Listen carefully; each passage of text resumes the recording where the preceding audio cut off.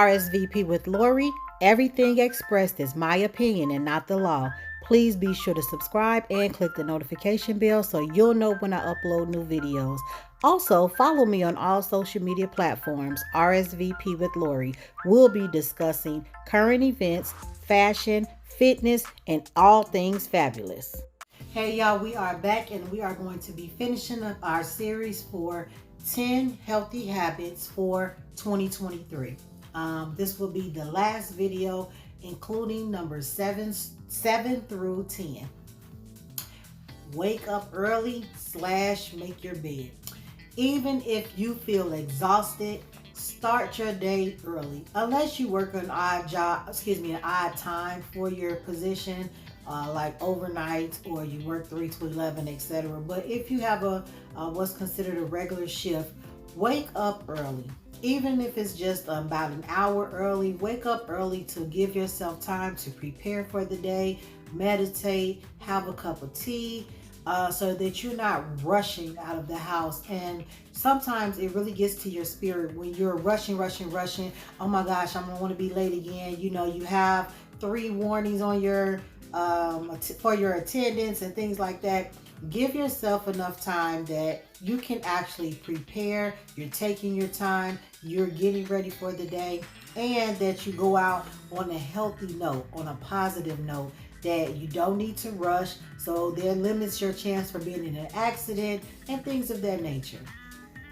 You want to create a routine when you are getting up early and making your bed. You take the time out every morning to actually prepare for the day, set your intentions. When you're doing that, you become consistent. And we talked about this plenty of times.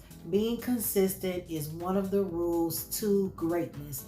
So if you keep a steady pattern and be consistent, no matter what, you can make sure that you're waking up early every single day. If you create that habit, and you will become consistent if you're doing so every single day, especially if you work from home. If you start work at 9 o'clock, there's no reason to get up at 8:30 and be rushing to log on your computer at 9 o'clock. You don't even need to travel to work. So get up that extra hour, get some breakfast, a smoothie, things like that, and go ahead and start your day. Number 8, we want to be smart with our money this year. Just because it's on sale does not mean you need to buy it if it has not been budgeted. And we all need a budget. We need a household budget. We need a spending budget. We need a travel budget. And if that money has not been budgeted for that month, do not spend it. In your mind, you can say, oh, well, I'm getting $200 off. $500. No, you're spending $300 that you shouldn't have. The sale does not equate to a purchase, or should not equate to a purchase. Another rule I have is, if your closet is worth more than your savings, you are not being financially responsible. So what you want to do is stop the spending altogether. I don't care if it was $2, $15, whatever it is, those amounts add up very quickly, just like DoorDash and Uber Eats. That $10 and $15 that you're spending instead of buying groceries, it adds up very quickly. The same thing with Starbucks. If you have an actual budget and you're looking at your money, I think you would think twice about the money that you're spending on frivolous things. If you still have clothes in your closet, hanging in your closet, that you haven't worn in over 6 months, over a year, what is the purpose of having stuff if it's not being utilized? And I get it, especially as ladies, we want to have stuff. We don't know when that time might come when we need it. It looks cute on a hanger, or the shoes are cute, but I've downsized considerably. And let's be honest, we are not going as many places as we did pre-COVID. Most of us are even working from home or have a uniform for work, etc. Number 9, you want to improve your reaction to change. Change is inevitable. How we react to change is what's going to make the difference. If things change at work, instead of fighting it, figure out how it can be a positive for you. Even though you may need to do things a little bit different, even though it may seem like you're struggling, even though things may seem a little more difficult for your job, look at the positive aspects of it. Go along, at least give it a try before you start complaining or whining about that change that has occurred. Um, Even if it's in friendship. If something changes within your friendship and you usually go out to brunch on the third Sunday of the month and your girlfriend is not able to anymore and she needs to go every other month, instead of you fighting and fussing about it, take into consideration her schedule or her home work balance. Excuse me. Take that into consideration. Give people a little bit of grace and stop quickly reacting in a negative manner, which is fussing, fighting, nagging, whining, complaining. All of those things really are not useful. They are not going to be a positive note in your life, and it's just unproductive, to be honest. So yeah, when you are controlling your reaction, you are being able to master your emotions. You're controlling the direction of how you take things. Honestly, there's nothing wrong with change. Most times, it's just that we need to readjust. And once we set in our schedule, it's a little difficult to readjust.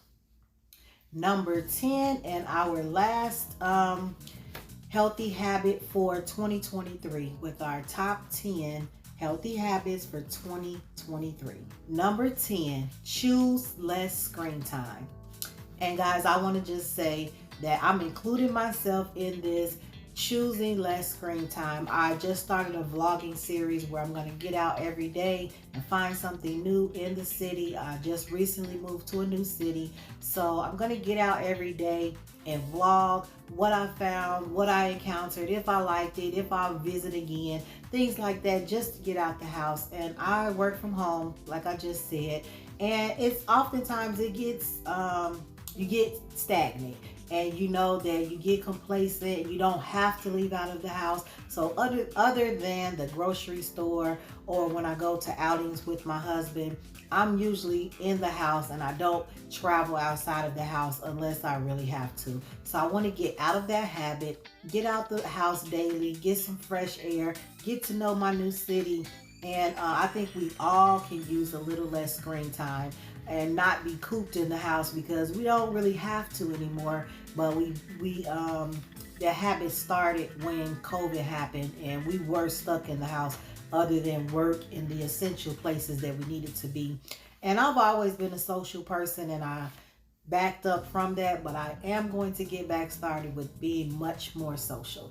So guys, just for example, it's only 24 hours in a day. If you're working 8 hours, sleeping 6 hours, 'cause I don't think most people are sleeping 8 hours, sleeping 6 hours, you're on TikTok 10 hours, things like that. You've given the bulk of your day to social media. And get back to human contact. Give social media a little less of yourself so that maybe they can miss you.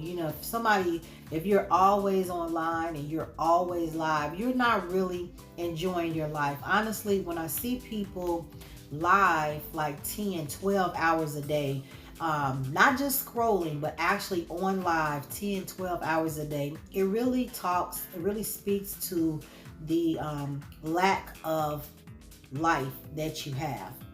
It speaks to the lack of human connection that you have. And most of the time, a lot of those people really are addicted to the attention, addicted to social media. And I know it might sound silly, but if they really wanted to, I can guarantee they can't even go a full week without logging in and going live and sharing every single thing that they do. And I don't mean just scrolling. I mean actually sitting on live. I've seen people on live all night and they fall asleep on the live. They wake up on the live. They take us with us on the shower on the live. So, we got to get back to human contact and real life. That's why it's pulled away from Facebook a lot and Instagram a lot, because I think friends and family, they just look forward to seeing me post and figure out what's going on in my life instead of calling, instead of texting. And I just don't want to correspond with people that I love only on social media. I want to pick up the phone. I want them to feel free to pick up the phone, even if it's a text message or whatever. Not just say, oh, okay, well, I saw her post last week, so she's good. That may not always be the case. Yeah, so let's start valuing life, honestly. Let's start giving back, getting to museums, going to the park, mountaintops, hiking, fishing.